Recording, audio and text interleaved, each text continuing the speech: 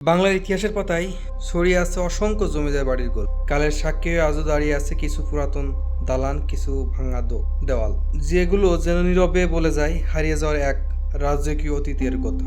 আজ আমরা এসেছি ঝিনাইদহ জেলার মান্দারবাড়ি গ্রামের এক জমিদার বাড়ির গল্প নিয়ে। এক সময় এই জমিদার বাড়ি ছিল এলাকার ক্ষমতা, ঐশ্বর্য আর প্রভাবের প্রতীক। বিশাল আকারের দালান, উঁচু খিলান, নকশা করা বারান্দা আর পুরনো ইটের দেওয়াল, সবকিছুতে এখনো মিশে আছে সেই জমিদার আমলের ছাপ। স্থানীয়দের মতে বহু বছর আগে এই বাড়িতে নিয়মিত বসত জমিদারের সভা, হতো সাংস্কৃতিক আয়োজন, অতিথি আপ্যায়ন আর বিশাল উৎসব। দূর দূরান্ত থেকে মানুষ আসতো এই বাড়ির জৌলুস দেখতে। কিন্তু সময়ের সাথে সাথে বদলে গেছে সবকিছু।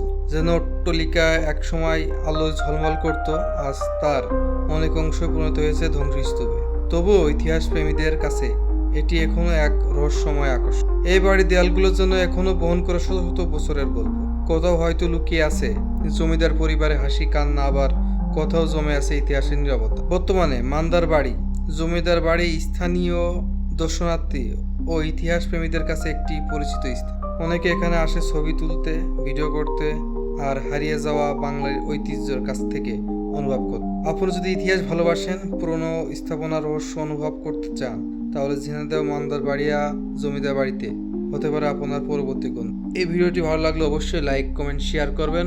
পরবর্তী ভিডিও দেখার জন্য আমন্ত্রণ।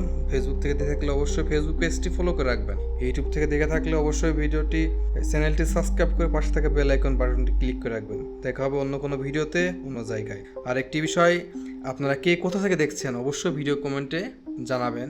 আমরা প্রত্যেকটি জেলা থেকে একজনকে নির্বাচন করে সেই জেলায় ঘুরতে যাওয়ার সময় তাকে নিয়ে পুরো জেলাটি ঘুরব। সম্পূর্ণ খরচ আমরা বহন করব। ধন্যবাদ সবাইকে। আজ এ পর্যন্তই। আসসালামু আলাইকুম।